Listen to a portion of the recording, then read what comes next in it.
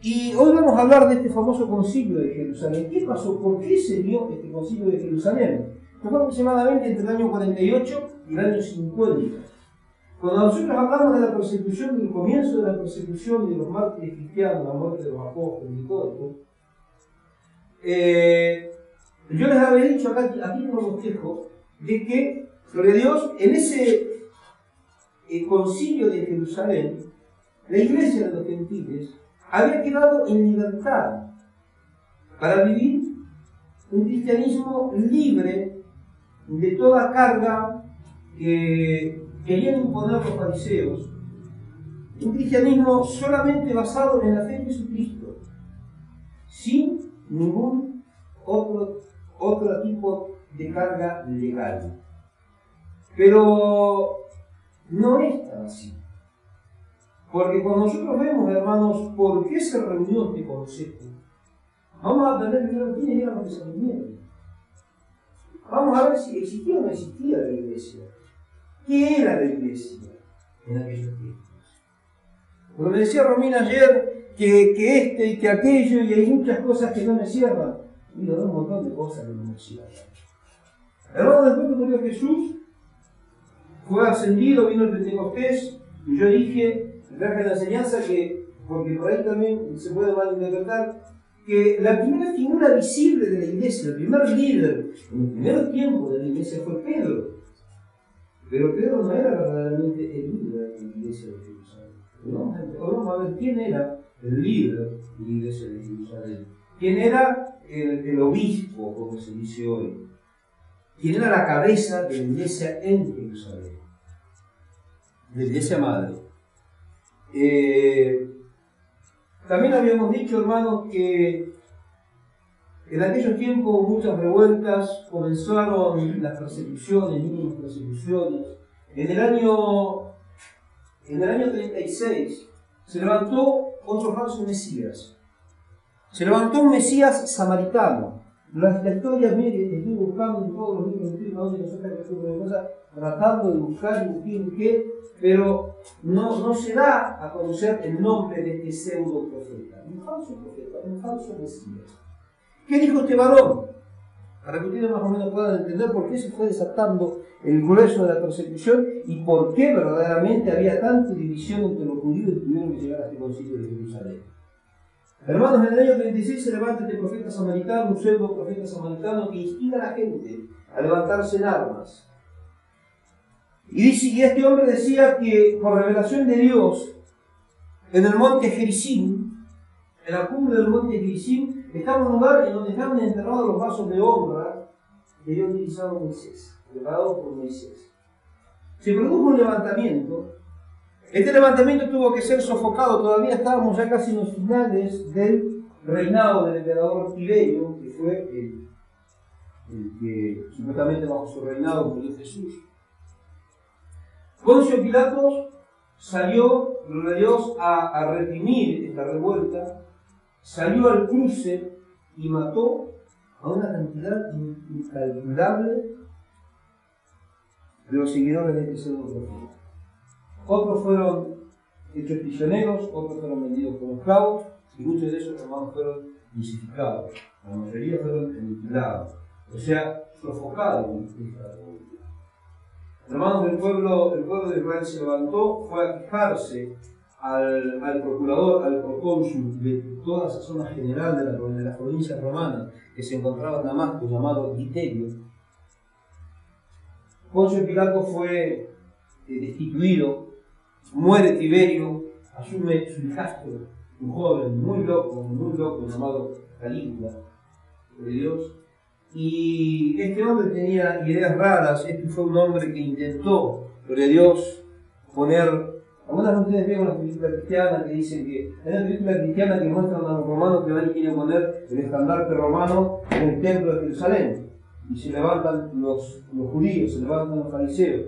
Bueno, a Calígula se le antojó, hermano, hacer una estatua de suya, una estatua del emperador y ponerla en el medio del templo de Jerusalén. Y no solamente eso, que se la adorara y que se le quemara incienso. Imagínense cómo se levantaron de Dios los judíos.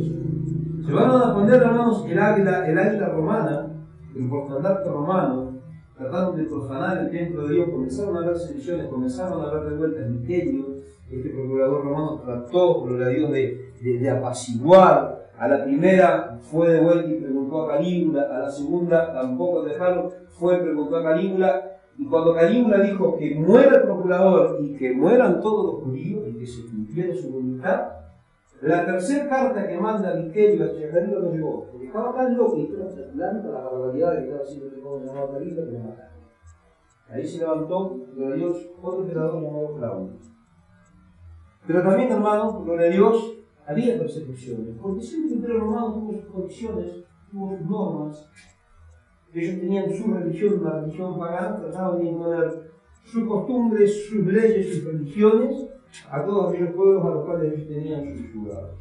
Pero ya había una iglesia, hermanos, que venía predicando, que todavía no era iglesia. Por eso hay que tomar con pinzas esto, hermanos, porque uno lee libros, ustedes que miran la iglesia. La iglesia nació en el Pentecostés.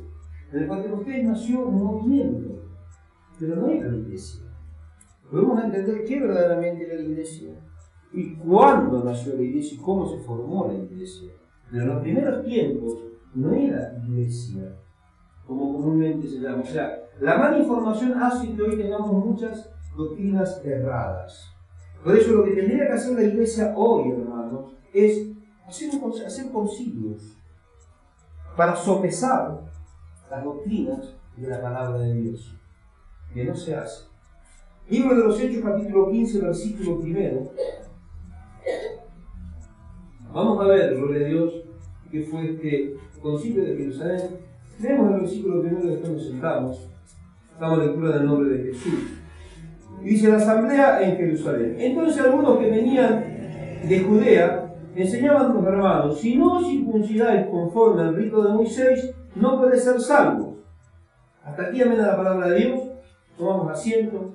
Lo digo porque si nos ponemos a leer todo el capítulo, es un capítulo extenso, se lo voy a dar como tarea para su casa, porque sinceramente yo solamente voy a utilizar varios versículos.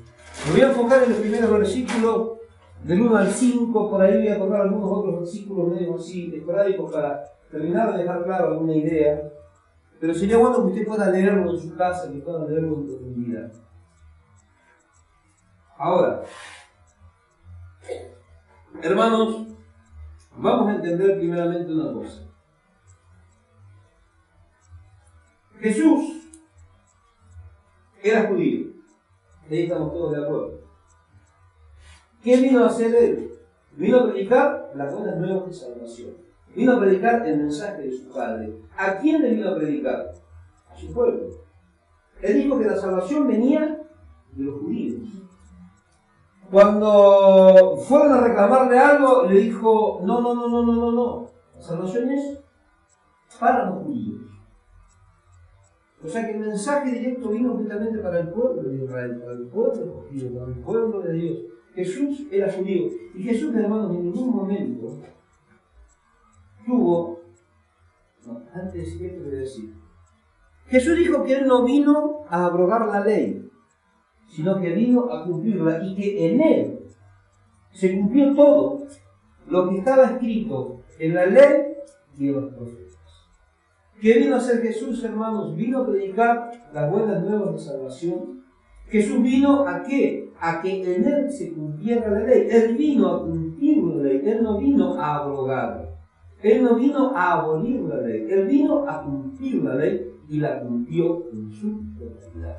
Fue el único que pudo cumplir la ley en todos sus aspectos. Ahora, una vez entendido esto, vamos a entender también otra cosa que es muy importante. Jamás fue la intención de Jesús formar un nuevo movimiento religioso. Jamás fue la intención de Jesús, hermano, formar una nueva secta religiosa. En ningún momento estuvo, gloria a Dios, en el pensamiento de Jesús formar una nueva religión. Nunca, gloria a Dios, Jesús ni siquiera intentó, sino que tampoco lo hizo. Pero tampoco fue la intención, no fue la intención de Jesús, pero tampoco fue la intención de quiénes, de los apóstoles. Los apóstoles no vinieron a formar una nueva religión. sino que ellos vinieron a seguir los preceptos y los mandamientos de Dios, dados nuevamente, refrescados a través de la predicación y de las enseñanzas de Jesús. Ahora, aproximadamente cuando se hizo este concilio entre el año 48 y el año 50, o sea, no se sabe a ciencia exacta cuándo fue. Algunos eruditos lo reflejan como en el año 50, otros lo reflejan en el 49, otros reflejan, aseveran que fue en el año 48. Estoy hablando de los historiadores, de lo que tenemos noticia, de los escritos que tenemos de aquella época. Pero vamos a situarlo entre el año 48 y el año 50. Se realizó este primer concilio de Jerusalén. Ahora, ¿quiénes fueron los que se reunieron? ¿Existía ya la iglesia en ese tiempo? Ya a varios años, hermanos, de la muerte de Jesús y de la resurrección y de la ascensión a los cielos, ¿ya existía la iglesia? Vino la predica del Pentecostés. Vino la predicación del Pentecostés en donde Pablo se levantó, hermano, y predicó y 3.000 almas se convirtieron. En la segunda predicación se convirtieron 5.000 y ya después el escritor del libro de los Hechos, apóstol Lucas, dice que una cantidad, o sea, no se podía apreciar la cantidad de las personas que se habían convertido. Y las personas se iban convirtiendo. Pero, ¿eso era la iglesia? ¿Existía la iglesia en el año 36? ¿Existía la iglesia en el año 38? ¿Ya existía la iglesia? La iglesia todavía no existía. Ahora dicen gloria a Dios. Ahora van a entender por qué. Pero sí existía un movimiento, o sea, llamado movimiento, que no era un movimiento, pero llamado movimiento. Era el movimiento de los nazarenos. ¿Quiénes eran los nazarenos? Los nazarenos es lo que nosotros hoy conocemos como los judíos mesiánicos. Eran aquellos judíos, observadores de la ley y de la Torá, o sea, los 613 preceptos de la Torá, que también fueron reflejados en la Mishnah y en el Talmud.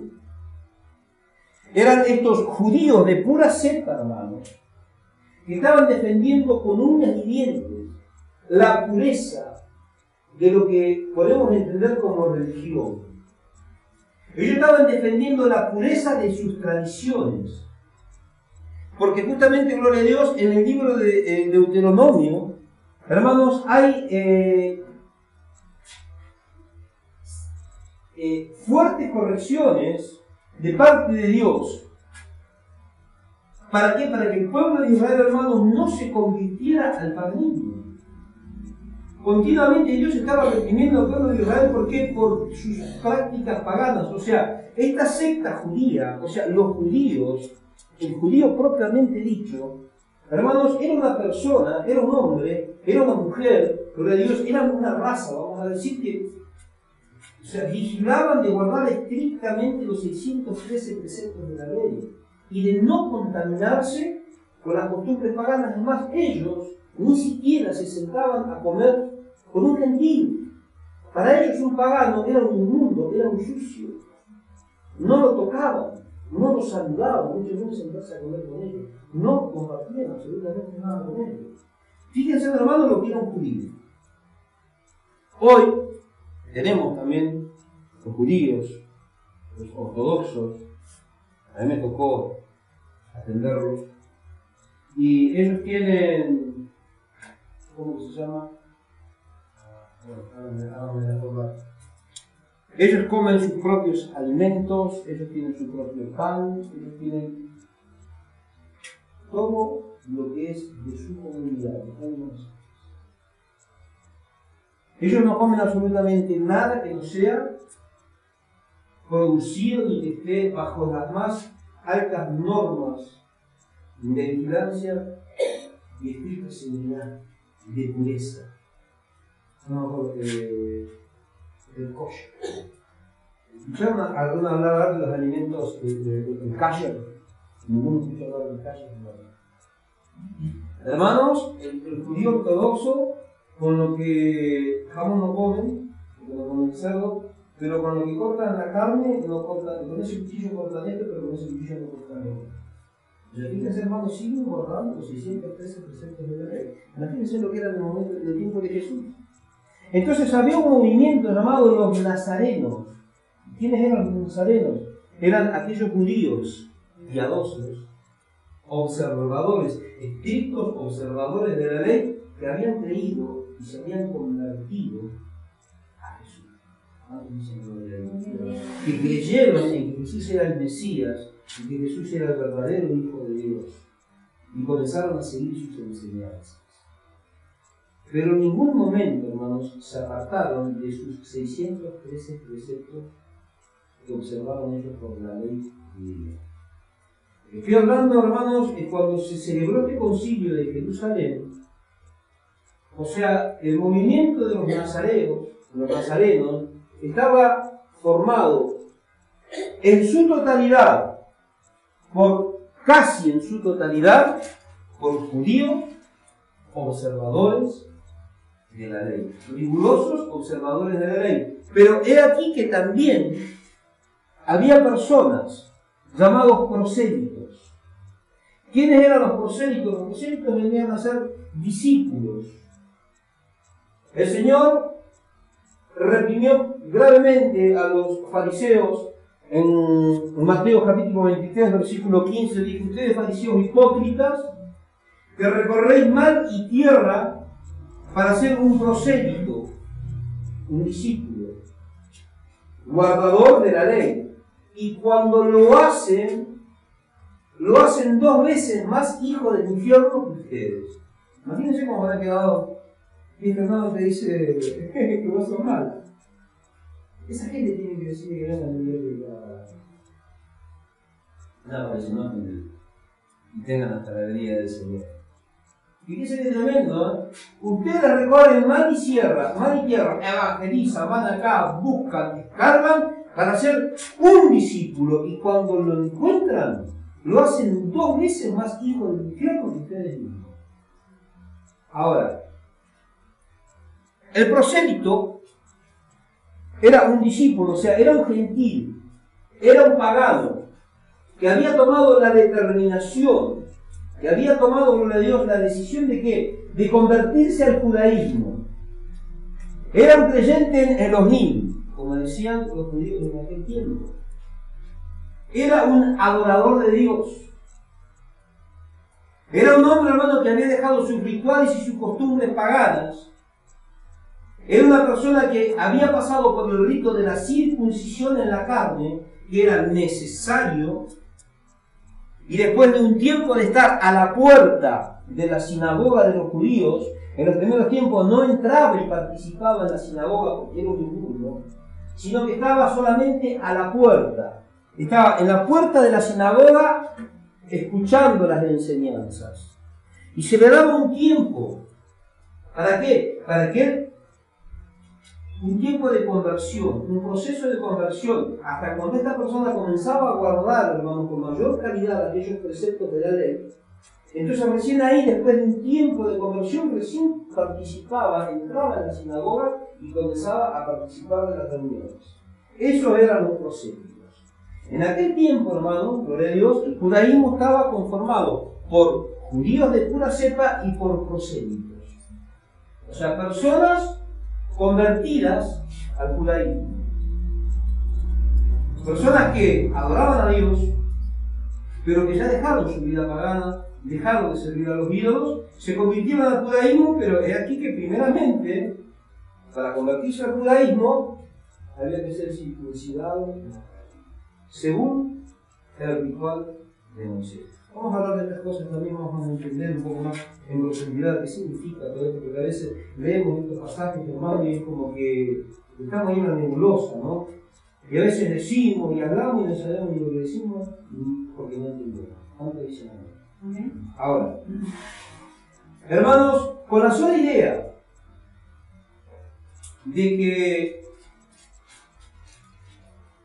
tanto Jesús o Santiago, que Santiago era el líder de la iglesia, era la cabeza visible del líder de la iglesia en Jerusalén, el hombre fuerte de la iglesia en Jerusalén, no era Pablo, era Santiago. Y la Biblia está mal establecida porque tampoco es un nombre de Santiago. Los cronistas, después de los años, lo llamaron Santiago por una mala traducción, pero en el original del griego no es Santiago. Por eso a veces usted a veces escucha Santiago, a veces escucha Jacobo, y en un pasaje lee Jacobo, en otro dice Santiago, y en otro dice acá, y se marean. Este hombre llamado Santiago era Jacobo, y Jacobo era el líder de la iglesia de Jerusalén.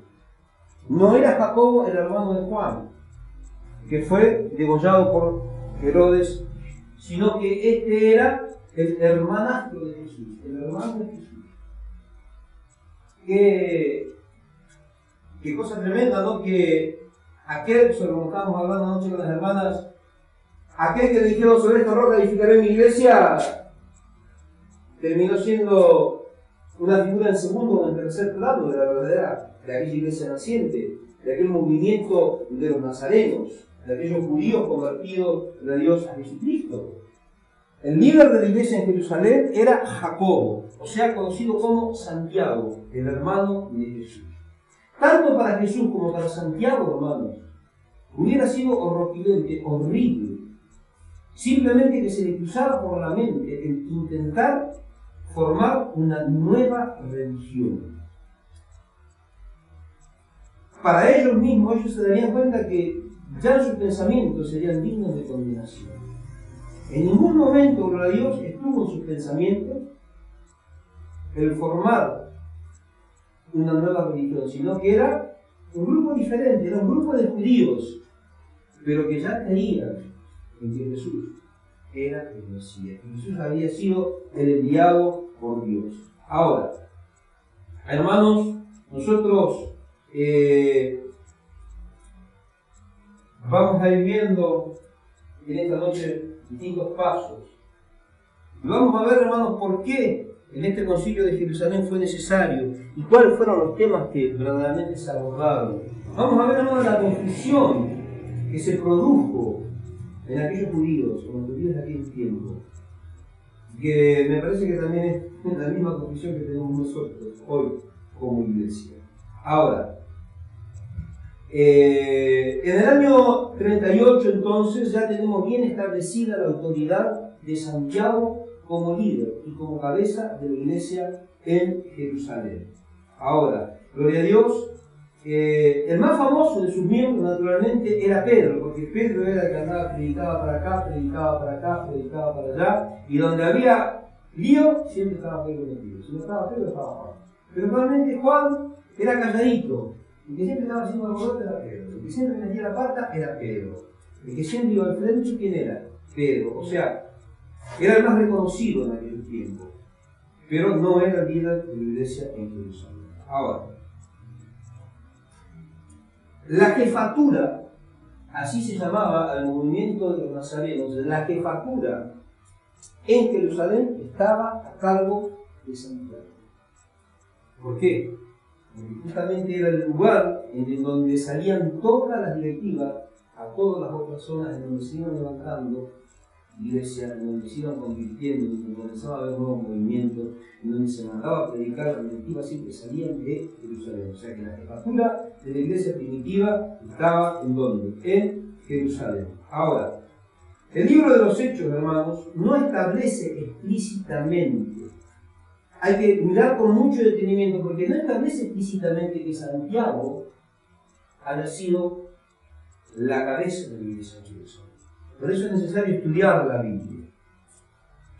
Porque decimos, Pedro predicó a los judíos, Pedro era la cabeza de la iglesia. No.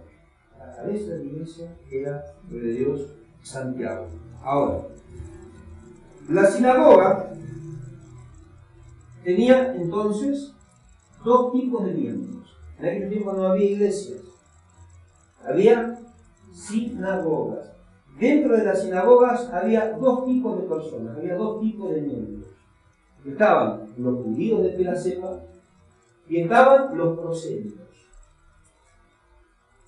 Esas eran las personas que hermanos uno encontraba cuando, gloria a Dios, asistía a algunas de las sinagogas. Ahora, Pablo, gloria a Dios, cuando visitaba las distintas partes de Asia, ¿qué visitaba? Visitaba las sinagogas. ¿En dónde predicaba? ¿En dónde exponía la palabra Pablo? ¿En dónde exponía su mensaje? en la sinagoga. ¿Por qué? Porque la iglesia todavía no existía. ¿A quién primeramente le predicaba Pablo? A los judíos. ¿Con quién era el problema entre la ley y Jesús? ¿Quién era los que tenían el mayor problema? Los judíos. Porque los gentiles creían en Jesús y ya con eso para ellos estaba de maravilla. No necesitaban más nada. Pero sin embargo los judíos sí necesitaban que se les aclararan muchas dudas. Comenzaron a crearse conflictos, hermanos. Comenzó a haber sedición dentro del mismo cuerpo de los nazarenos, de este movimiento nuevo nacido en Jerusalén. Vamos a ver, hermanos, lo que dice la palabra de Dios ahí en un capítulo anterior, Hechos capítulo 14, versículo 24. Gloria a Dios.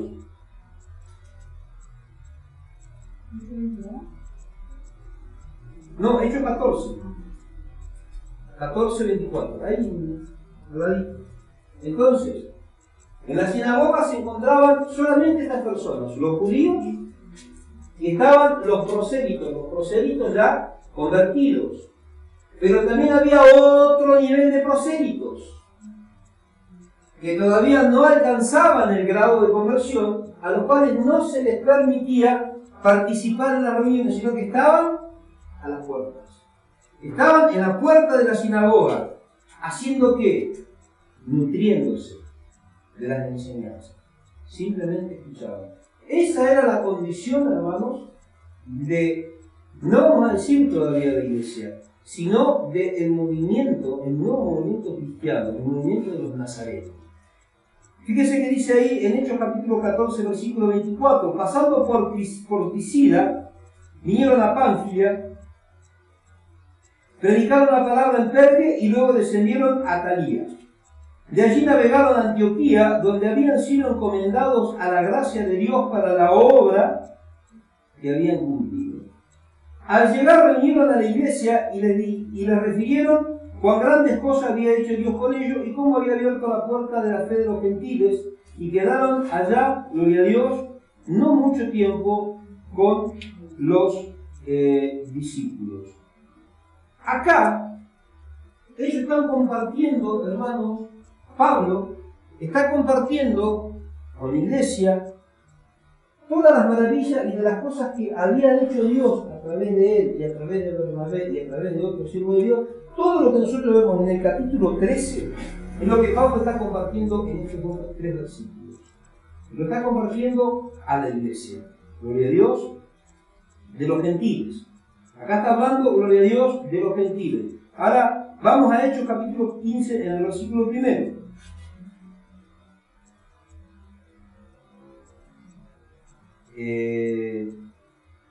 Entonces algunos que venían de Judea enseñaban a los hermanos: si no os circuncidáis conforme al rito de Moisés, no podéis ser salvos. Esto es lo que decían los miembros de los nazarenos. ¿Y por qué decían esto? Porque estaban enojados con Pablo. Estaban terriblemente enojados, estaban enfadados con Pablo. ¿Saben por qué?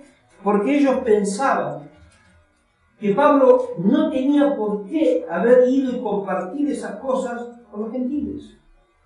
O sea que no era lícito, que no era bueno que Pablo vaya y compartiera esta buena nueva con los gentiles, sino que solamente debería compartir este mensaje con los judíos y en la sinagoga. Fíjense lo que dice Hechos, capítulo 13, versículo 44. Vamos a andar ahí en el 3 capítulos, pero algunos versículos vamos. El siguiente sábado juntó casi toda la ciudad para oír la palabra de Dios, pero viendo los judíos la muchedumbre se llenaron de celos y rebatían lo que Pablo decía, gloria a Dios, contradiciendo y blasfemando. Entonces Pablo y Bernabé, hablando con valentía, dijeron: a vosotros a la verdad era necesario que se os hablara primero la palabra de Dios, pero puesto que la desecháis y no juzgáis dignos de la vida eterna, nos volvemos ¿a quién? A los gentiles. ¿Por quién estaba siendo guiado Pablo? Pablo estaba siendo guiado por el Espíritu Santo. Al ver, escuché bien, porque vamos acá hay un juego de palabras que vamos a estudiar ahora, hermano, que nos va a quedar mucho el panorama. Está hablando a los judíos y les está diciendo que como ustedes no se ven, no se hallan o no se consideran dignos de la vida eterna, alguien debe predicar. ¿Qué hago? Guiado por el Espíritu Santo, se va y le predica a los gentiles. Ahora, cuando él va y le predica a los gentiles, en el concilio de Jerusalén se enojan con él. ¿Por qué? Porque ellos consideraban que esos gentiles, que esos paganos, no eran dignos, hermanos, de recibir el mensaje de salvación. Este era el conflicto que había entre Dios con los judíos en aquel tiempo, en este movimiento. Ahora, acá vemos, hermanos, algunos que venían de Judea, o sea, estamos viendo que los fariseos, porque el primer movimiento de los nazarenos, estaba formado por fariseos. O sea, los fariseos entendían, hermanos, sentían que los gentiles no podían ser considerados como uno de ellos. Los fariseos entendían, hermanos, que los gentiles no podían ser, gloria a Dios, destinatarios de la salvación de parte de Dios. ¿Por qué? Porque no estaban circuncidados, porque no guardaban, ni siquiera conocían, hermanos, los preceptos de la ley. Dicen gloria a Dios. Algo que ellos sí guardaban, algo que ellos sí verdaderamente entendían, sabían cuáles eran sus orígenes y sabían hacia dónde los llevaban. Ellos no consideraban a los gentiles, hermanos, dignos, los consideraban indignos. Por eso se formó este consejo. Porque Pablo andaba predicando con libertad y el que se cruzaba le predicaba de Cristo y la gente se convertía al Señor.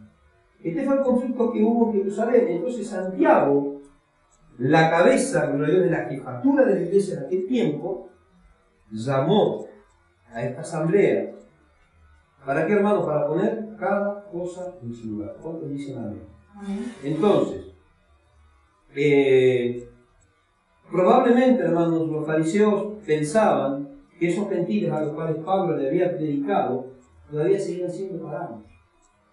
Que no era el tiempo, que podrían a lo mejor llegar a ser prosélitos, pero no, hermanos, gloria a Dios, con la capacidad como para ya poder participar en las reuniones dentro de la sinagoga. Era como que estaban rebatiendo a Pablo, que Pablo se estaba adelantando en los tiempos. Y que lo importante era que primero ellos se circuncidaran. En aquellos tiempos, hermanos, había dos tipos de ley. Había la ley escrita, transmitida por el Señor a Moisés en el monte Sinaí, pero había otra ley, que era la ley oral. La ley oral se transmitía justamente, valga la redundancia, de forma oral, de una manera tradicional, de padres a hijos, de generación a generación. Ahora, la ley de Moisés, en el libro de Deuteronomio dice que a los 8 días de una criatura nacida, un varón, ¿qué debía ser? Debía ser presentado delante de Dios y debía ser circuncidado. Pero la ley no dice de qué manera había que circuncidarlo, cómo había que afilar el cuchillo, cómo había que hacer esto, dónde se cortaba, si derecho, costado, para arriba, para abajo. Dicen gloria a Dios. ¿Cómo se entendía? ¿De qué manera se entendía cómo se debía hacer eso? A través de la ley oral. O sea, había dos tipos de ley. Estaba la ley oral y estaba la ley escrita. La ley escrita, ya sabemos que fue entregada por el Señor a Moisés en el monte Sinaí. Y también estaba la ley oral que se venía transmitiendo de generación en generación. Entonces, ellos creían que los gentiles, hermanos, eran impuros y no eran dignos de participar de esto de la salvación. ¿Por qué? Porque todavía no estaban circuncidados. Era necesario, hermanos, la circuncisión en la carne. ¿Para qué? Para que después de un tiempo, bajo supervisión, ellos pudieran recién comenzar a guardar algunos de los preceptos de la ley. Y después de un tiempo prudencial, recién ellos ser prosélitos conversos, ya que formaban parte del judaísmo. ¿Están entendiendo lo que estoy diciendo, no? Bueno, ahí, gloria a Dios, en el versículo 2 vamos a leer los primeros 5 versículos. Entonces, gloria a Dios, si no circuncidáis conforme al rito de Moisés, no podéis ser salvos. Pablo y Bernabé tuvieron una discusión y contienda no pequeña con ellos. Por eso se dispuso que Pablo y Bernabé y algunos de ellos subieran a Jerusalén, a los apóstoles y a los ancianos para tratar la cuestión. Ellos, pues, habiendo sido encadenados por la iglesia, pasaron por Fenicia y por Samaria, contando la conversión de los gentiles y que causaban gran gozo a todos los hermanos. Al llegar a Jerusalén fueron recibidos por la iglesia, por los apóstoles y los ancianos, y refirieron todas las cosas que Dios había hecho con ellos. Pero algunos de la secta de los fariseos que habían creído se levantaron diciendo: es necesario circuncidarlos y mandarles a que guarden la ley, gloria a Dios, de Moisés. Ahora,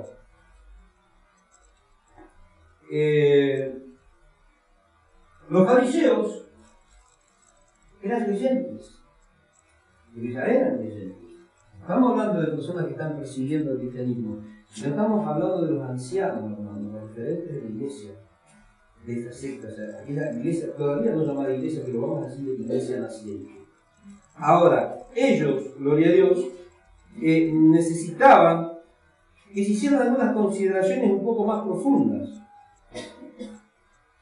Yo me imagino lo que pensaría en aquellos momentos si se hubiese comenzado a establecer iglesias, templos.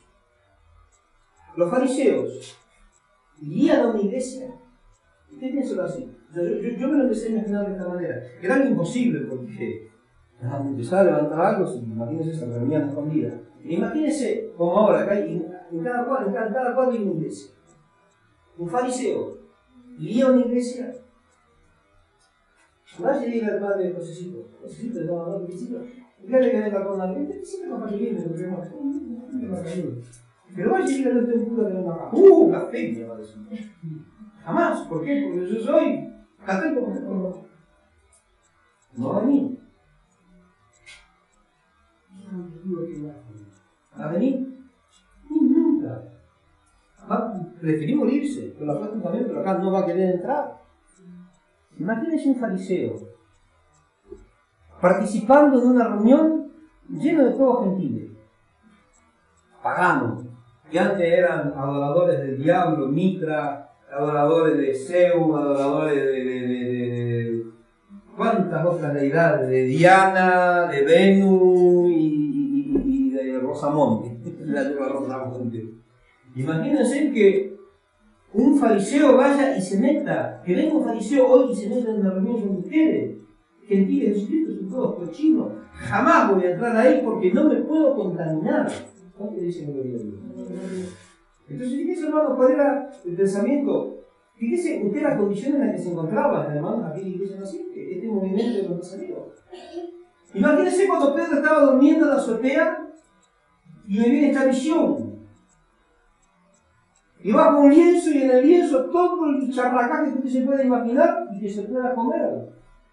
Levántate y come, le dice el Señor, y Pedro dice: no, porque jamás ha entrado cosa inmunda en mi boca.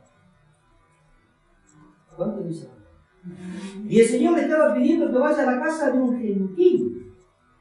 Pedro no quería ir, y el Señor dijo: ¿eh? Hermanos, era algo ofensivo. Era algo abominable. Los fariseos y un judío jamás se sentarían, ni siquiera a tomar un vaso de agua, en la misma mesa y mucho menos bajo el mismo techo que un gentil. Imagínense lo que estaba haciendo Pablo. Pablo estaba predicando a todo el mundo y el que le predicaba se convertía.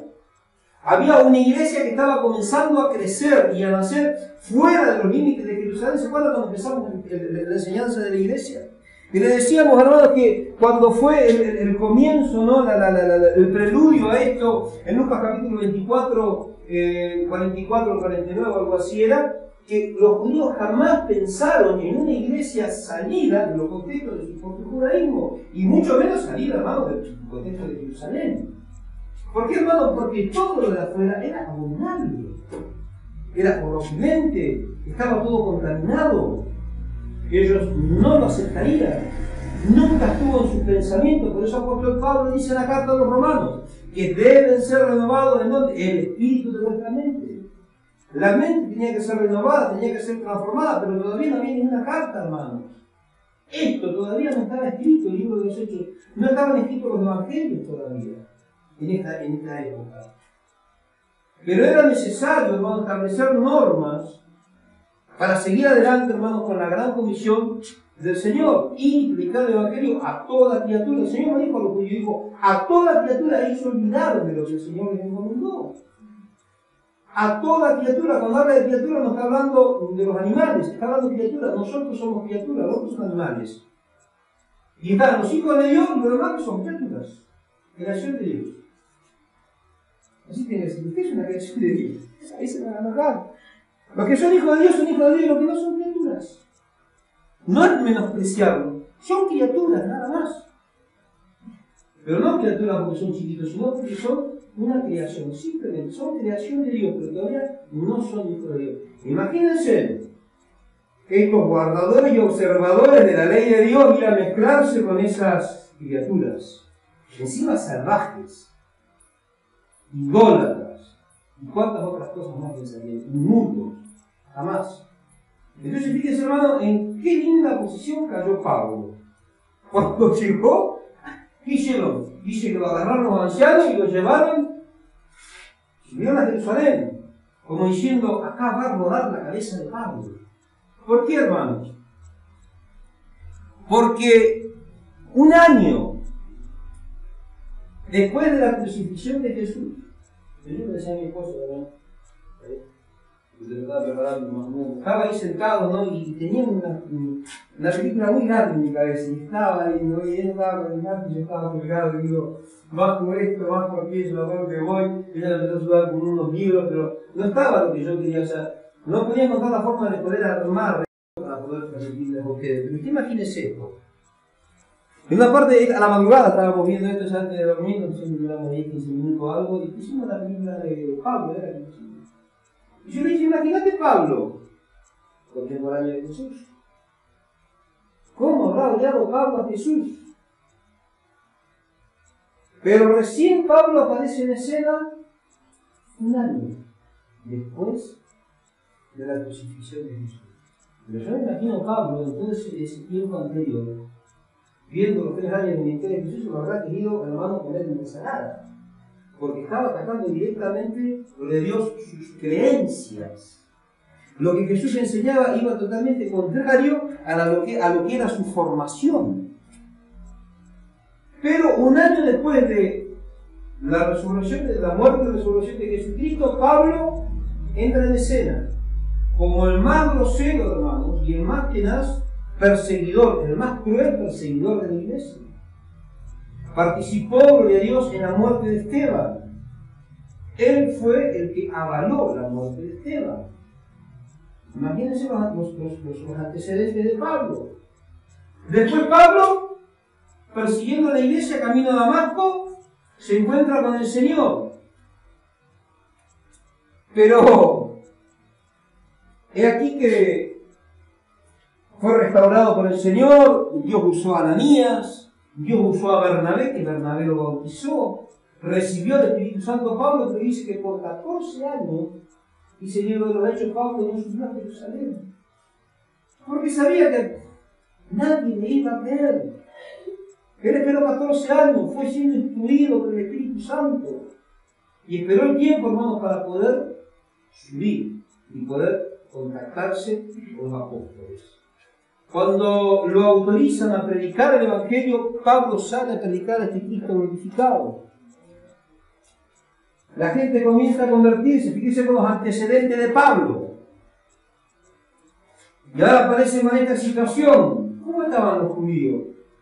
Se lo querían comer en un rollet. Querían que ruede la cabeza de Pablo. ¿Por qué? Porque lo que estaba haciendo Pablo era totalmente antinatural. Pablo había osado, hermanos, a llevar este mensaje de salvación. ¿A quién? Al que se le cruzaba en el camino porque los judíos no lo recibieron. Y los únicos que se sentían, hermanos, dignos de salvación, ¿quiénes eran? Los judíos. Ahora, vamos a estudiar un poquito el pasaje y vamos a ver, hermanos, que, gloria a Dios, vamos a entender un poquito esto de la salvación y de la vida eterna. Vamos a ir al versículo primero que estábamos leyendo. Primero vamos a seguir con el tema y sigo diciendo un poquito más para tenerlo en claro, porque si no va a quedar algo en el vacío y se me va a confundir. Bueno, entonces, esta era la esencia de lo que se trató en este consejo, en esta reunión. Había devotos practicantes en cada sinagoga antes de que apareciera Jesús a predicar. Antes de que Jesús comenzara su ministerio ya había, dentro de la sinagoga había gentiles, pero ya eran convertidos al cristianismo, al judaísmo. O sea que eran prosélitos. Había prosélitos ya practicantes dentro de la sinagoga, pero había otros hermanos que estaban ahí a la espera. Estaban en un proceso de conversión. Esto pasaba, acontecía, o sea, no era una novedad de que la salvación también venía para los gentiles. Nada más que los judíos estaban encerrados, gloria a Dios, en sus razonamientos. Pablo no hizo nada diferente a lo que ya se venía practicando antes de Jesús. Él fue a predicar y fue también a buscar prosélitos. Pero lamentablemente, o sea, no lamentablemente, con la diferencia de que la forma de conversión de esos gentiles era diferente a la que estaban exigiendo, gloria a Dios, los judíos, los fariseos. Ahora, acá vamos a ver algunas de las preguntas que se pudieron haber generado, ¿no?, en este concepto.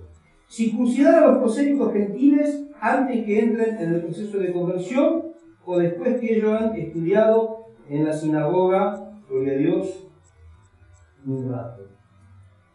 O sea, cuando viene un prosélito, ¿cuándo lo circuncidamos? ¿Lo circuncidamos ya cuando se hace prosélito o después de un tiempo? Lo que es comúnmente enseñanza de bautismo que se dice. ¿Cuándo lo bautizamos? ¿Lo bautizamos antes o lo bautizamos después que le enseñamos? Imagínense si a veces la iglesia hoy se pregunta eso. ¿Qué se tenían preguntando los judíos? Esta mujer es una pagana. ¿La metemos en la sinagoga ahora o primero le enseñamos? Es un hombre. ¿Lo circuncidamos ya o después que haya más o menos aprendido algo de la palabra? Y los judíos estaban ahí. Estaba esa pregunta. Ahora, estaba la otra. ¿Cuándo verdaderamente era un prosélito? ¿Después de circuncidarse o después de guardar toda la ley? Me estoy metiendo mucho en las raíces del judaísmo, ¿no? Y anoche era muy loco, porque yo estaba en el estaba así, y bueno, estaba muy loco, pero ahora entiendo por qué, hermano, se armó semejante lío en este concilio. Ese era el pensamiento de ellos. ¿Qué hacemos con estos gentiles? ¿Cuándo los metemos adentro? ¿Los circuncidamos primero? ¿O primero le enseñamos? ¿O esperamos que se conviertan? ¿O no sé lo que vamos a hacer? O sea, el tema central era ¿qué hacemos con esta gente? ¿Cuántos dicen? Ahora, era si también eran considerados prosélitos verdaderos antes de que ellos hubieran aprendido la Torá, o eran considerados prosélitos verdaderos al momento mismo de circuncidarse. Yo cuando a veces te miro las películas de Jesús y veo que se reúnen los fariseos y están todos peleando, bueno, yo no me quiero imaginar, no, yo hubiese pagado por estar en ese momento ahí. Estaría más confundido que ellos, hermanos, porque cada uno tenía su pensamiento, pero a pesar, más allá del pensamiento personal, había una ley ya establecida por la cual ellos tenían que regirse y la que tenían que observar en su totalidad. Ahora, otra de las preguntas que no se pudieron haber hecho es: estos gentiles podrían comenzar a participar con nosotros con la observancia mínima hasta que se conviertan en todo corazón, hasta que aprendan toda la ley y una vez convertidos la guarden. Un prosélito Era una persona que tomaba la decisión, hermano, de unirse, dejar el paganismo y unirse al judaísmo para adorar al Elohim verdadero, o sea, al Dios verdadero. Era circuncidado. Y este hecho de la circuncisión en la carne significaba que él había tomado la determinación de guardar la ley hasta el último día de su vida. El mismo pacto que hizo muchas veces el pueblo de Israel con Dios. Nunca siempre el pueblo de la promesa. ¿Cuánto dice el pueblo de Dios? Pero cada vez que Israel metía la pata, le lloraban a Dios y se levantaba un profeta y sí, jurábamos cumplir toda la ley. Y a los 5 días estaban otra vez batallando. Entonces, fíjense, hermano, cómo estaba la situación. Estaba bastante difícil. Fíjense en el versículo 21 del capítulo 15. Porque Moisés desde tiempos antiguos tiene en cada ciudad quien le predique en la sinagoga, donde es leído cada sábado. O sea, ¿qué está diciendo Pablo? Que Moisés, o sea, que la ley misma, la Torá, ya tenía en cada provincia, en cada lugar, en donde había una sinagoga, donde había prosélito, ya había quien de sábado en sábado predicara y enseñara esta ley. Entonces, como rebatiendo lo que está, o sea, estas diferencias que había en el concilio, de que si son o no son, y si son van a ser igual que nosotros, o lo dejamos que sean, pero con menos calidad que nosotros. O sea, que pertenezcan, pero allá abajo. No estaba todavía muy claro el concepto de la igualdad. Dice gloria a Dios, y de que el mayor debía ser el servidor de todos. Amén. Ahora, entonces, estos era una opinión, hermanos, en la que había que tratar de alcanzar, gloria a Dios,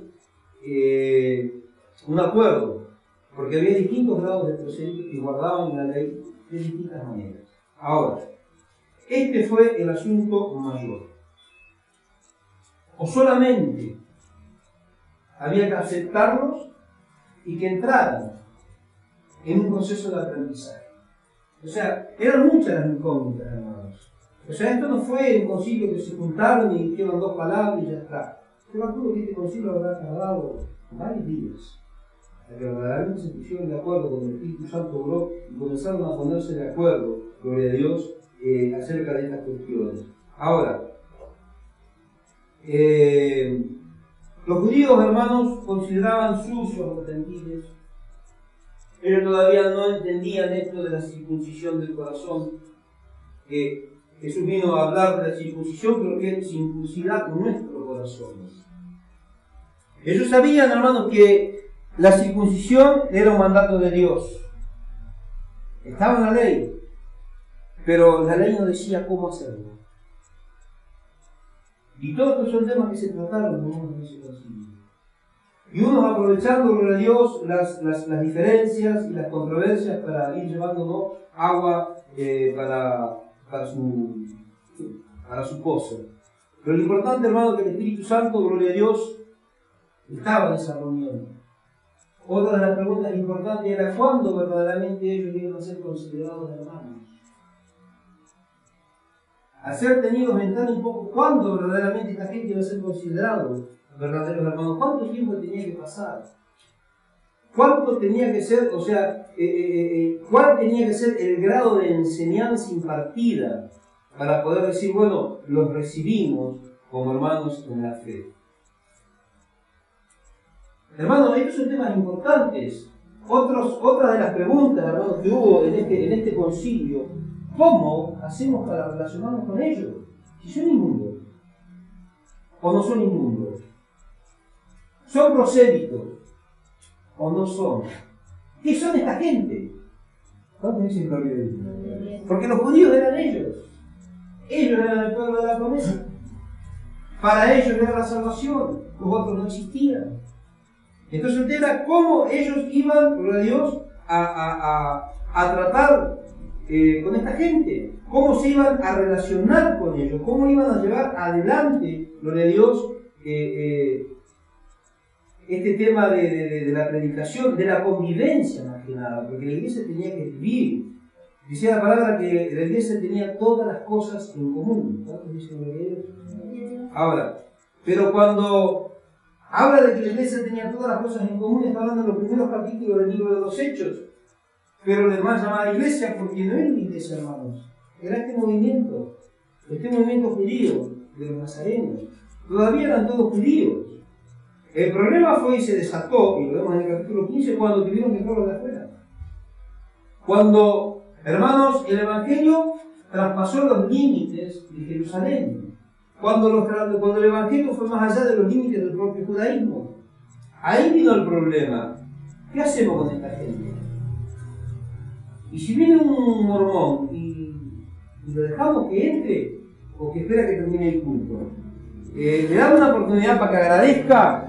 ¿O es un pagano? ¿Es menos que nosotros? ¿Es un hijo del diablo? ¿Qué hacemos con esta gente? ¿Cómo nos relacionamos con esta gente?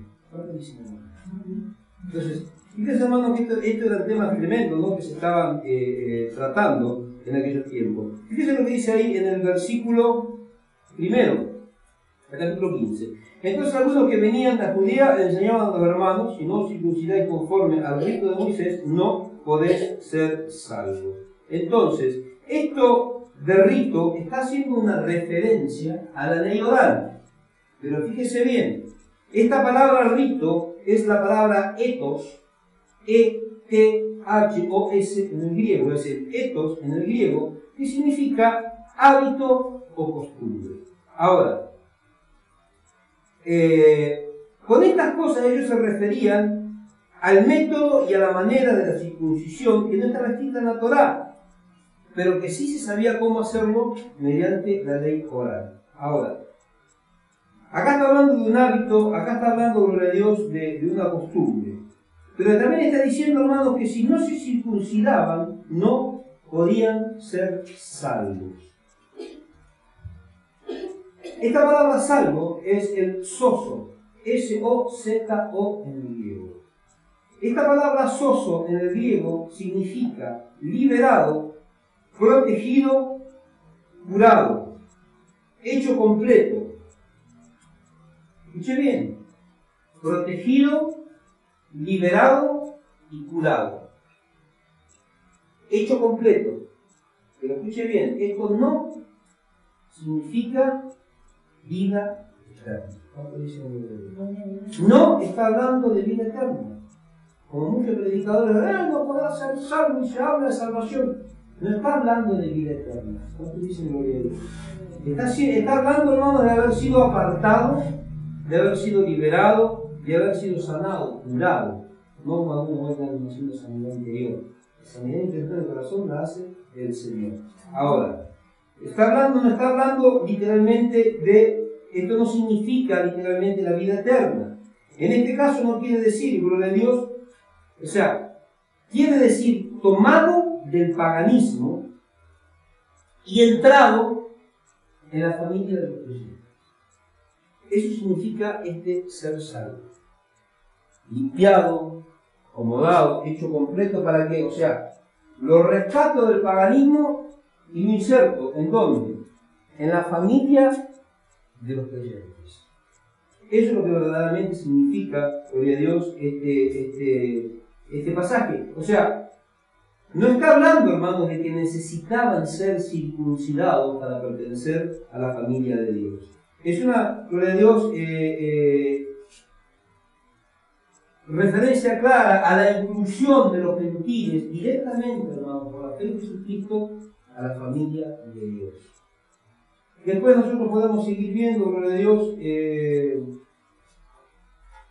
ahí en el capítulo 15, ¿no?, de que llegaron a algunas decisiones. Por ejemplo, ahí en el versículo 20, el versículo 19 dice: por lo cual yo juzgo que no se inquieten los gentiles que se convierten a Dios, sino que se les escriba que se aparten de las contaminaciones de los ídolos, de fornicación, de ahogado y de sangre.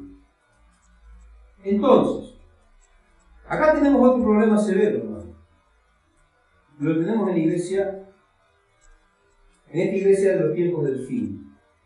¿Por qué? Porque ahí agarran este pasaje y lo sacan del contexto.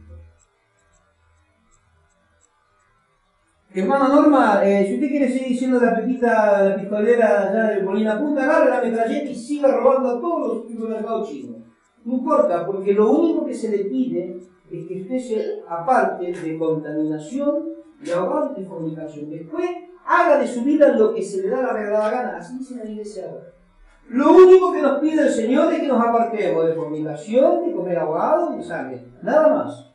Y de acá se agarran los testigos de Jehová con el tema de la sangre. Y no tiene nada que ver. El versículo no está hablando de esto. Vamos un poquito más adelante y dice, así pues, versículo 28, pues, versículo 27, así que enviamos a Judas y a Silas, estaban enviando ya emisarios, hermanos, a las iglesias de Antioquía, gloria a Dios, porque acá se habían juntado dos líderes. Se juntaron el líder de la iglesia en Jerusalén, Santiago, con el líder de la iglesia de Antioquía. ¿Quién era? Pablo. O sea, los dos frentes se juntaron junto con todo el consejo, con todo el concilio de ancianos. ¿Para qué vamos? Para llegar a una determinación. Y llegaron a esta determinación, que no se inquiete, gloria a Dios, a los gentiles. Versículo 27. Así que enviamos a Judas y a Silas, los cuales también de palabra os harán saber lo mismo, pues os ha parecido bien al Espíritu Santo. O sea, fíjense, hermanos, el Espíritu Santo estaba en medio de esta situación. Os ha parecido bien al Espíritu Santo, primero, y a nosotros no imponeros ninguna carga más que estas cosas necesarias. Está hablando puntualmente de cargas y de cosas necesarias, pero estamos hablando, hermanos, de un tiempo. Estamos hablando de los primeros tiempos. Estamos hablando de las primeras cargas y de las primeras cosas necesarias. Y ahora se lo voy a explicar por qué. Por eso no tenemos que hacer de esto el cristianismo y hacer de esto una doctrina. Oh, ¿tienes ampollera? No, no es necesario, yo puedo andar en pantalón toda desnuda porque dice la palabra que no me tiene que imponer carga ninguna. Yo puedo seguir fumando, puedo seguir yendo al casino porque no me tiene que imponer carga alguna más que fornicación, ahogado y sangre. ¿Cuánto dicen gloria a Dios? Eso dijo mi líder, eso me enseñó mi pastor y eso dice la palabra. Pero estamos en el capítulo 15 del libro de los Hechos. Todavía, hermanos, las cartas no habían sido escritas. Cuando el apóstol Pablo habla en la carta a los Gálatas, dice que este ministerio que le fue dado, le fue entregado como por revelación de parte de Dios. Y tenemos 13 cartas puntuales del apóstol Pablo a la iglesia primitiva. Hoy también trasladada a la iglesia en estos días. Y vemos en la carta a los romanos, y tenemos la carta a Filipenses, y tenemos Efesios, y en cada una de las cartas se va comenzando a anunciar cómo tiene que ser el carácter, cuáles tienen que ser las prácticas, qué cosas hay que desechar, de qué manera y cómo nos va a ayudar el Espíritu Santo. Estos simplemente son los comienzos. ¿Para qué, hermano? Para que no haya una división en aquella iglesia que recién estaba comenzando. Una iglesia que estaba en plena persecución. Una iglesia, hermano, que estaba sometida a persecución y muerte. No podía estar dividida. Porque la palabra se tenía que cumplir, las puertas de Hades no podían prevalecer en contra de la iglesia de Jesucristo. Él estaba edificando su iglesia. Pero hermanos, a medida que fue pasando el tiempo también se fueron dando las pautas. Se le va dando crecimiento a la iglesia para que verdaderamente tenga un cambio de actitud. La iglesia tiene que tener un cambio de actitud. Estaban los prosélitos practicantes, pero estaban los que recién se estaban iniciando. Todavía no llegaban al grado de conversión necesario ni conocían completamente la ley. ¿Cuántos dicen gloria a Dios? A uno que recién viene no le podemos pedir, hermano, que sea santo, 3 veces santo, pero sí le vamos a ir enseñando que despacito le vamos dando la palabra y el Espíritu Santo lo va a ir corrigiendo. Pero no podemos vivir un cristianismo como yo estuve en esta reunión de pastores, más o menos 14 contra mí. Y yo le digo, yo no quiero que ustedes se enojen, pero yo soy como el burro, yo como un burro sencillo, ¿no? Yo voy para adelante. No. Y un pastor me decía, pero hay que tener amor. Yo tengo amor, pero no me muevo. Por eso, como tengo tanto amor, soy muy pesado y me planto y no me muevo. Yo no me muevo de lo que dice la palabra, Porque de un versículo, hermanos, y de una etapa de la historia de la iglesia, están haciendo una doctrina y una forma de vida errada. Hoy en la iglesia se vive como se le da la gana. Y lo primero que te dice don hermano Antonio, usted que estuve sirviendo a Dios, lo único que tenemos que hacer es no esto, no aquello, son 3 cositas nada más que se le pidan a los gentiles. ¿Y qué hacemos con las 13 cartas que escribió Pablo? ¿Cuánto dicen gloria a Dios? ¿Qué hacemos con la revelación del Apocalipsis? El que es justo justifíquese más todavía. El que es santo santifíquese más. Y el que es cochino ya es cochino. Que siga cochineando más aún todavía. Se va al infierno. No podemos, hermanos, nosotros leer una parte de la palabra y dejar la otra parte de costado. La palabra es un todo. Pero no la vamos a entender. Lo mismo le pasó. Esta gente, hermano, tuvo una confusión. Me pasó a mí. Yo digo, estos dilemas los tuve yo el otro día. Hay pastoras que son buenas, sí, qué sé yo, y están con la sanidad interior y que vienen con esas cosas locas y raras de estudio y de no sé qué quieren venir, ¿no? Ay, Dios. ¿Cómo? ¿Qué hago con esta gente? ¿Cómo los miro? ¿Cómo los trato? Y yo estoy ahí, ¿no? Y está en la reunión y todos hablan, ¿no? De que lo que ya me conocen me miran el reloj, pero yo estoy pensando, ¿no? Digo, ¿cómo los trato? ¿Me junto? No me junto. ¿Que vengan o que no vengan? Y si vienen participan o nos dejamos la puerta. Hasta que se convierta. O sea, no es fácil, hermano. Pero también después tenemos otra parte de la Biblia que nos va diciendo, nos va dando las formas y las pautas y las normas de crecimiento en la vida de los cristianos. Este fue el primer, no se produjo un cisma, pero estuvo a punto de producirse un cisma, porque había 2 líderes. Uno que estaba liderando a los judíos, Pablo, que se le cruzaba, le predicaba y se convertía a la gente. Y se formó una iglesia en Antioquía. Y fíjense, hermanos, que de qué manera, gloria a Dios, se convertían al Señor. Que todavía no conocían la palabra en su totalidad, porque todavía no tenían todas las cartas, pero ya su manera de andar y de vivir era diferente. Y lo llamaron cristianos por primera vez en Antioquía. A modo de burla, como siempre digo, como diciendo, ja, ja, ja, ja, estos son 2 cristitos, ja, ja, ja, ja. ¿Por qué? Porque estaban evidenciando que andaban y que vivían de una manera diferente. Y Pablo les dijo, nosotros tenemos los 613 preceptos de la ley. A lo mejor ellos no los tienen, pero su testimonio de vida es el cumplimiento de la ley. ¿Qué impide que ellos también formen parte de esto que es la iglesia del Señor? Ahí, después de este concilio, ahí apareció la iglesia del Señor. Ya se empezó a fomentarnos con esta revolución, porque a Pedro también le tiraron. ¿Cómo Pedro va a ir a la casa de un pagano, por medio del capítulo 10? ¿Cómo va a comer con los paganos? ¿Cómo va a dar con los paganos? ¿Y cómo va a permitir que los paganos reciban el Espíritu Santo? Y Pedro, que vino todo trastornado, ¿no? Y los judíos, imagínense, enojados. Primero con Pedro, después se la agarraron con Pablo. Entonces después entendieron. Nos ha parecido bien al Espíritu Santo y también a nosotros, dice aquí, en el versículo 29, que, o sea, no imponeros ninguna carga más que estas cosas necesarias. O sea, cuando habla de cosas necesarias, son cosas, por ejemplo, usted va a un viaje. Romina se va para Goya de la abuela. ¿Te llevas al departamento? ¿Qué te llevas? Las cosas necesarias. Usted cuando lo va a visitar a Marcelo, ¿qué lleva? ¿Lleva toda su casa? ¿Qué lleva? Las cosas necesarias. ¿Qué son cosas necesarias? Cosas necesarias para una actividad o para un viaje. O sea, no es necesario imponernos otra cosa, otra carga más que las necesarias. O sea, quiere decir que estas cosas le iban a servir para los primeros pasos, pero que después iban a necesitar más cosas.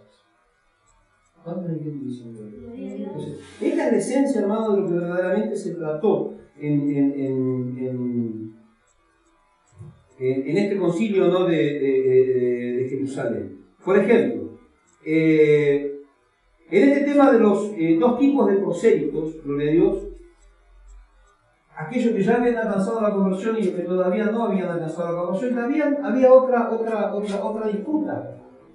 Porque en ese concilio también dice que algunos de ellos estaban metidos. Había 2 tipos de prosélitos. Y le voy a dar el término porque no está en castellano, sino que está en hebreo. Es el Ger Zedek. G de gato, E, G, Z, E, D, K. Ger Zedek. Ahora, el primer grupo de prosélitos, el Ger Zedek, era el prosélito recto, el religioso, el devoto. Era el prosélito, hermano, que ya guardaba, circuncidado, y que ya guardaba la ley en su totalidad. Era un prosélito al 100%, bien convertido. Y el segundo prosélito, esos que estaban a la puerta, era llamado Ger Sobad. Ger, el gato E-R-T-O-S-H-D. Ger Sobad. Ahora, ¿quiénes eran este segundo grupo de prosélitos? Eran los prosélitos residentes, los que siempre estaban a la puerta, de Dios, eran prosélitos religiosos nada más. O sea, estaban ahí a la puerta y medio que miraban, ¿no? Sí, me parece que todo, me están emboscando, pero yo acá a la puerta nomás. Veo que hay gente que dice, a veces pasa y dice, no, queda acá afuera nomás. ¿Cuánta la señora de un día se puso ahí y ya estaba ahí en la puerta? Pase, no. O sea, un medio prosélito, un medio convertido. Este hombre, gloria a Dios, llamado Cornelio, formaba parte de estos medios convertidos. Gloria a Dios, formaba parte de estos prosélitos, los Gerdosá. Ahora, nosotros entendemos que este segundo tipo de género, ¿no?, de prosélitos eran también temerosos de Dios, creían en Dios. Estaba dentro del segundo. Cornelio era un hombre temeroso de Dios. Era un hombre que era bueno en sus dádivas y sus ofrendas. Dice que las ofrendas y sus dádivas habían llegado delante de Dios. Pero era un hombre que no estaba circuncidado. Y era un hombre que no guardaba. Porque ese pagano, hermanos, no conocía a Dios. Era un hombre que, temeroso de Elohim, temeroso de Dios. Era temeroso del gran Elohim, pero ahí nomás, creía, sabía que existía, que era real y creía en su poder. Pero hasta ahí nomás. Ni siquiera iba a ninguna iglesia, no asistía a ninguna sinagoga, era un soldado romano, era pagano, hermano, hasta la coronilla de su casco. Pero era un temeroso de Dios.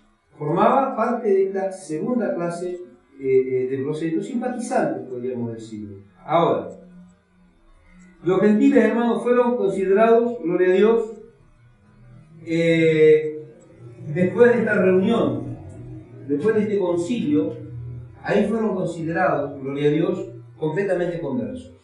O sea, fueron considerados convertidos y también dignos de participar en las mismas actividades que todos los judíos. Porque era necesario, hermano, la iglesia tenía todas las cosas en común. Había que participar del recordatorio, o sea, la cena del Señor. Y era necesario, hermano, que haya actividades, que la iglesia confraternizara y unida por todas las coyunturas, que haya una unidad en el espíritu. Era necesario, hermano, que la iglesia esté unida. Entonces debían aceptar lo de Dios. Entonces lo consideraron. Esta es una nueva etapa, hermano. Esto fue un giro de 180 grados, un cambio drástico y violento dado por el Espíritu Santo a la mentalidad, gloria a Dios, de los judíos de aquel tiempo. Ahí entendieron que esos gentiles, solamente por la fe en Jesucristo, podían alcanzar la salvación. Que en ese momento no era necesario que guardaran más cosas que la que ya había establecido el Espíritu Santo y aquella asamblea. Sangre, ahogado y abstenerse de fornicación.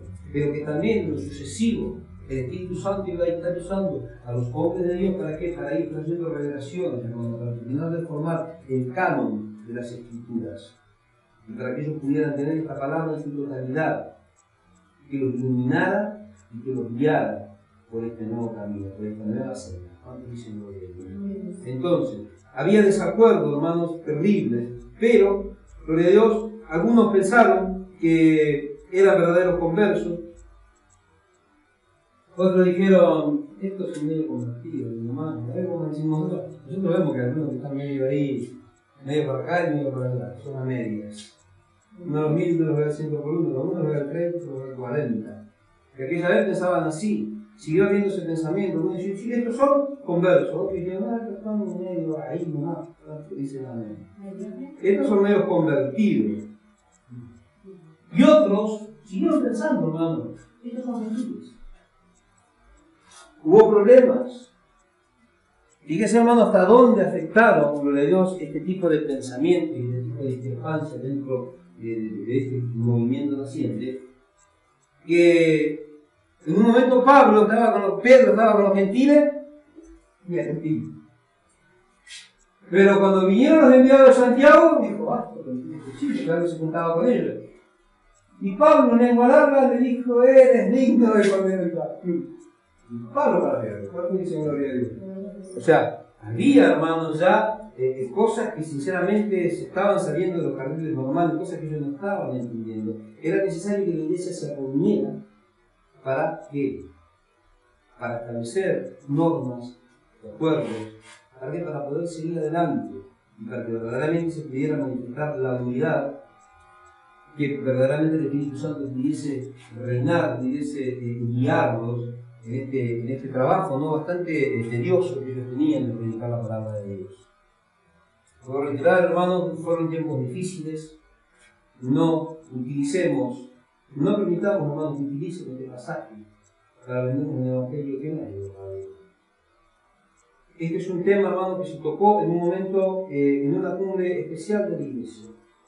Después, a lo largo de la historia, vamos a ver ya después con el nacimiento de la Iglesia Católica, hermanos, vamos a empezar a ver los concilios que tienen que reunirse, que tienen que reunirse de acuerdo.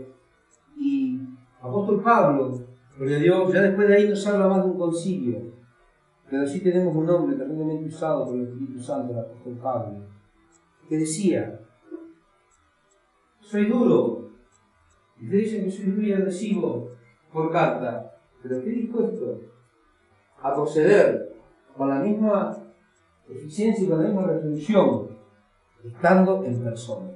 ¿Cuántos dicen gloria a Dios? Con el tal, no juntéis, ni comáis, ni digáis bienvenido. ¿Cuántos dicen? Amén. Si solamente nos quedáramos con ese pedacito de la historia bíblica, hermanos, quiere decir que nosotros estamos mandando a religión a todo el mundo. Y que nosotros somos todavía. ¿Cuántos dicen gloria a Dios? Entonces, hay muchos que toqué este tema porque fue un tema que fue bastante también medio que se quiso utilizar en esta reunión de pastores medio para llevarlo para cualquier lado. Entonces dije, vamos a hacer eso, yo tengo la Biblia, ¿dónde la Biblia? Vamos a sacar la Biblia y no esta reunión es para eso, no, vamos a hacer una reunión para eso. Vamos a orar y vamos a sopesar las doctrinas bíblicas. Más allá de que cada uno va a seguir pensando como mejor le parezca, pero vamos a ver si tiene razón, si tenemos razón nosotros o tiene razón el Espíritu Santo. Acá, cada uno tenía su pensamiento. Cada uno pensaba y yo les transmití más o menos lo que ellos pudieron haber pensado en ese tiempo. Pero sin embargo, después de todo dijeron, pareció bien al Espíritu Santo y a nosotros, si le pareció bien al Espíritu Santo, a nosotros también. No imponerles ninguna carga mayor que esta. No podemos imponer una carga pesada en los primeros pasos. Pero en el caminar, la carga, hay que ir implementando y una carga de la palabra de Dios. Ligera es mi carga de consejo. Entonces, de esto se trató, gloria a Dios, el concilio de Jerusalén. Lo tocamos yo me di cuenta que lo tocamos muy así, medio de pasado, nomás. Y después cuando yo estaba mirando, que yo bosquejo todo, tengo las enseñanzas todas, las dejo bosquejadas, después tengo que hacer los apuntes. Y dije, acá dije que en los primeros tiempos Pedro era como el líder. Y creo que uno después se pone a pensar, ¿no? Yo como yo le estaba diciendo yo, le dije, pero se interpretó así, pero parece que me equivoqué, no, a lo mejor entendieron así, pero no era así, era así. Pero yo después digo, no, esto no quedó muy claro. Entonces, eso que no quedó claro, vamos a tratar de que quede claro, porque esto es muy importante, ¿no? Es la historia de nuestra iglesia. O sea, no de nuestra iglesia, la historia de nuestra existencia como cristianos. De los orígenes. Y cuando comienzan los problemas siempre comienzan, ¿saben por qué, hermano? Porque cambian los orígenes. Hoy hay personas que para adquirir herencias o lo que sea, se forman un linaje o una ascendencia, ¿cómo se llama? Árbol genealógico, todo falso, le hacen ahí, Los reyes de España, los reyes de Europa, resulta que son todos parientes. Son todos del mismo linaje y si uno lo busca son todos descendientes de Adán también. Es una locura. Todos los reyes de España tienen un mismo de Europa, tenían un mismo ascendiente. ¿Y cómo es eso? Falsifican el árbol genealógico. Nosotros no podemos falsificar el árbol genealógico porque acá tenemos origen. No podemos permitir, hermano, que vengan y nos metan cualquier. Decía un hermano, y me llamó la atención un pastor de años. No sé cuántos años de pastorado, y le empezaron a dar con este tipo de las enseñanzas, esto de célula, y que él abrió la vida, y empezó a dar, ¿no? Y yo desato y yo ato, y yo declaro, y la prosperidad en la carne, no sé cuántas cosas hacía. Y yo dije, yo estaba viejo para hablar de esas cosas, ¿sabes? Después de tantos años de haber sido iluminado con la palabra verdadera, ahora viene un movimiento raro, hermano, me cambia la película y quedo embobado con esa mentira. ¿Saben por qué, hermanos? Justamente por no indagar en cuáles son las verdaderas, los orígenes, los verdaderos orígenes y cuáles son las verdaderas doctrinas de la palabra de Dios. Entonces, en toda esta enseñanza, no sé si el viernes que viene vamos a seguir con esta enseñanza. Porque me estoy dando cuenta, como están diciendo ayer las hermanas, que de esta manera, por tiempo, va muy liviano. Va muy liviano. Yo medio bosquejándome un rato ayer, preparé no sé cuántas hojas y toqué cositas. Hay un montón de cosas que hay que transmitir. Vamos a empezar a bosquejar, vamos a ver si vamos a hacer los apuntes. Esto es algo importantísimo, hermano. Esta es la historia de nuestros orígenes. Vos me decías ayer, Romy, yo no sé cuándo yo no sé cuándo el otro, porque a veces escuchamos que Calígula, que este, que aquello, y todos este tipo de personajes tuvieron, hermanos, una injerencia en la historia de la iglesia. Entonces tenemos que saber, hermanos, en qué momento de la historia nosotros estamos parados. Porque hoy escuchamos, yo a veces escuché predicadores, hermanos, que salen con cualquiera. Y yo digo a mi esposa, mirá lo que está, ¿saben? ¿Por qué no agarran un libro? Los libros no mueren. ¿Por qué no agarran un libro? ¿Por qué no estudian la palabra? ¿Por qué no estudian historia de la iglesia? ¿Por qué no estudian historia bíblica? ¿Por qué no estudian geografía, geología bíblica? ¡Que estudien! Si son pastores, son líderes, tienen que estudiar, ¿qué van a transmitir? Y dicen, hermano, cada barrabasada. Y la gente, no puede haber. Y saben que es una iglesia que hay multitud de ofrendas. Hay muchas ofrendas, muchos diezmos, muchas iglesias, y todos dicen, amén, amén. Pero cuando uno escucha, hermanos, lo que está diciendo, es una barbaridad. Una vez, ya terminamos, vamos a orar, y escuché al loco de Tejás Luna, en una convención de pastores. Hermano, en los primeros 5 minutos no sé cuántas barrabasadas dijo. Hombres, pastores de 30, 40 y 50 años sirviendo a Dios con el ministerio pastoral. ¡Amén! Yo digo, pero son todos locos. Una vez hablaba de una generación anti-adámica. O sea, Adán fue primero. Y los pastores, ¡amén! Y yo digo, pero esta gente es cristiana o se hace. ¿Cómo vamos a dar una conferencia sobre una generación preadámica? Si en el principio los cielos y la tierra estaban vacíos, desordenados, no había nada. Además, ni cielo no había, estaba la tierra, estaba todo desordenado y vacío. ¿Y el primero quién fue? Adán, porque fue el primero que metió la pata con Eva. Antes de eso, no había nada. Había diablos, ¿no? ¿Por qué? Porque estaban todos acá, que fueron los allá. Y la gente, hermano, se agarra y usted escucha a veces, cuando usted habla con cristianos, a veces le salen con cada payasada, ¿no? Y usted cuando le dice con la palabra se le enoja. Y ya medio que lo confronten, y ya medio que lo agreden, y ya está. Pero yo me di cuenta que estoy frente a ignorantes. Yo el otro día en la reunión de pastores, ¿no? Y de 3 cositas y saltaron mal. Bueno, yo también tengo una manera particular para decir las cosas. Y cayó como una bomba, no lo dije mal. O sea, no ofensivo, pero lo que dije fue una bomba. Y la tenía que haber tirado de costado, no la tiré junta. Y cayó y explotó. Y salto, pastor, que siempre está conmigo, ¿no? El pastor ya lo conoce, mi hermano Villanueva. Y me dice Villanueva, pero mira Alejandro así. Y ¿sabes qué? ¿Qué va a hablar? Vos ya me conocés, yo soy medio burro, le digo, yo voy al frente.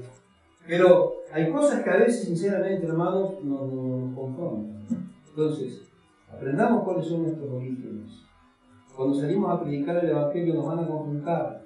Como nos siguen a mi preguntó el otro día, ahora que me dijiste, que me preguntaron qué era la iglesia, dónde nació la iglesia, y el cristiano dice, Cristo vive para siempre. Oh, alguien digo, arrepiéntase, arrepiéntase. No, decime qué es la iglesia, dónde nació, cómo. El cristiano no sabe nada. Háblele de canto, háblele de danza, háblele de ir a disfrazarse de payaso y predicar como el vestido de payaso en las plazas. Eso van a saber seguro. Pero háblele del verdadero evangelio, háblele de sus orígenes. No van a saber nada. Y nosotros, hermanos, cada uno de ustedes saben quién es su padre y quién es su madre. ¿No? Conocen la historia de su familia. Por eso son quienes son. Que no conoce la historia de su familia es un nene. Es un nene, no tiene familia, no tiene pasado, no tiene referente. ¿Qué es? Un híbrido. ¿Y qué hago acá? No sé. Cuando me di cuenta, estaba acá. Bueno, un cristiano, hermano, que no conoce sus orígenes, es un híbrido. ¿Sabe qué es un híbrido? Un híbrido es un ser, algo que no tiene la capacidad de reproducirse. Un cristiano tiene que reproducir. Un cristiano se trae a otro cristiano, ya son dos cristianos, son tres cristianos, otro cristiano, y si hay matrimonio son muchos cristianitos, para que se vea bien. Entonces, tenemos que tener la capacidad de reproducirnos, la palabra. Pero si somos híbridos, no vamos a reproducirnos de cristianos, solamente vamos a traer mundanos. Y vamos a ser muchos mundanos. Como decían los judíos, ¿qué son estos? ¿Son mundanos? ¿Son paganos? ¿O son cristianos? ¿Cómo los llamamos? ¿Cómo tratamos con ellos? ¿Lo dejamos entrar o lo dejamos fuera? Porque había una falta de identidad. Más mundanos, o lo dejamos peor que nosotros. Y después nosotros nos convertimos y la vamos llevando y esto es una pelota de gente loca como está en la iglesia hoy, que no sabe ni a dónde va. Entonces, hermanos, damos gracias a Dios. Esta fue la tercera parte de la historia de la iglesia.